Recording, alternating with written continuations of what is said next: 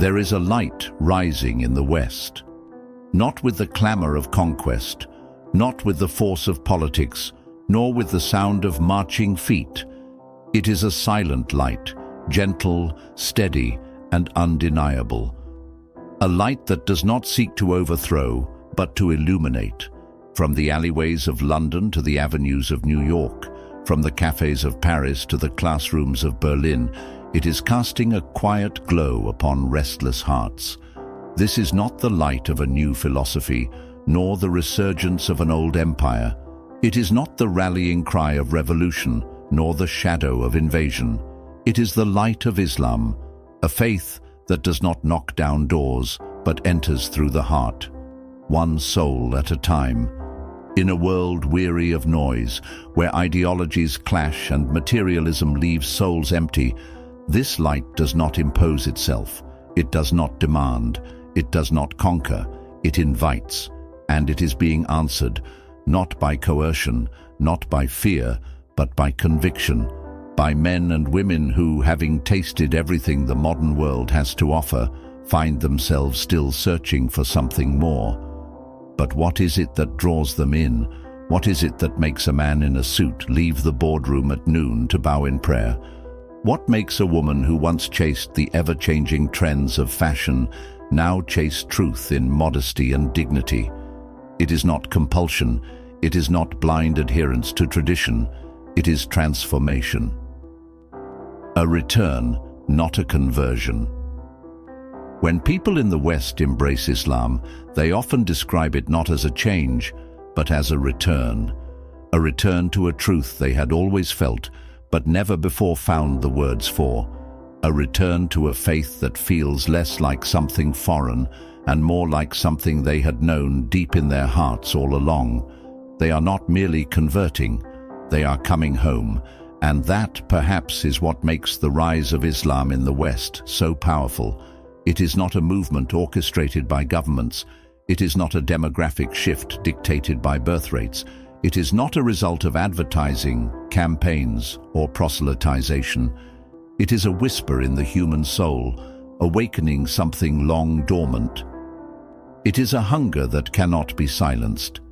The modern West has conquered mountains, explored the depths of the ocean, and even reached for the stars.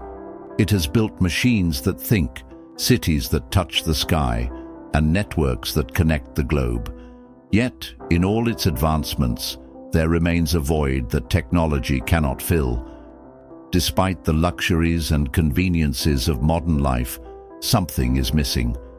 Something that wealth cannot buy, something that entertainment cannot distract from, something that science cannot explain.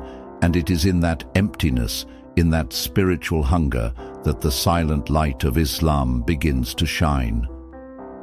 The call of Islam in a confused world. In the West today, moral frameworks that once seemed unshakable are now in question. Right and wrong are no longer fixed, but fluid, reshaped by trends, opinions, and political tides. Gender, identity, truth itself, everything that once stood firm is now up for debate. In this sea of uncertainty, Islam offers something different. It does not bend to convenience. It does not shift with public opinion. It stands as it always has, unchanging, unwavering, unbreakable. It calls for discipline when the world promotes indulgence. It calls for modesty in an age of exhibitionism. It calls for humility in a culture obsessed with self-worship. It calls for submission, not to man, not to government, not to fleeting ideologies, but to the one who created all things. And for those who have spent their lives searching for something solid to hold on to, for a path that does not twist and turn with every cultural wave, that call is irresistible. Islam, a path, not a prison. To the outsider, Islam may seem like a set of restrictions, rules upon rules, obligations upon obligations. But to those who embrace it, it is the opposite. It is liberation, liberation from the chains of ego, liberation from the exhaustion of chasing ever-changing standards of beauty, success, and worth. liberation from the loneliness of an individualistic society where people live side by side but remain strangers. Islam does not imprison the soul, it gives it a home. And this is why, in a time where depression, anxiety, and existential crises are at an all-time high, more and more people are turning to Islam, not because they were forced to, but because they found in it a peace they could not find anywhere else. The beauty in simplicity. At the heart of Islam's message lies a truth so simple, yet so powerful that it has changed the course of history. There is no God but God. It is a declaration that has entered coffee shops, university halls, prisons, and hospitals. It has been spoken by those who once knew nothing of Islam, yet now find everything in it. With these words, a person lets go of all false gods, the god of money, the god of fame, the god of status, the god of the self, and submits to the one who created them. This simple declaration has transformed lives. It has turned sinners into saints, addicts into worshippers, wanderers into those who walk a straight path. It is not a slogan. It is not a ritual. It is truth. And truth, no matter how fiercely it is opposed, no matter how deeply it is buried under propaganda and prejudice, cannot be silenced. Because truth, like the sun, will always rise. A silent revolution. This is not a movement driven by politics. It is not a clash of civilizations. It is not a war of ideologies. It is a revolution of the soul, one person at a time, one heart at a time. And that is why it cannot be stopped. The West is not being overtaken by Islam. The West is being awakened by it, not through force, but through the undeniable pull of truth, not through numbers, but through the quiet transformation of individuals who find in Islam what the world could not give them, not through conquest, but through completion.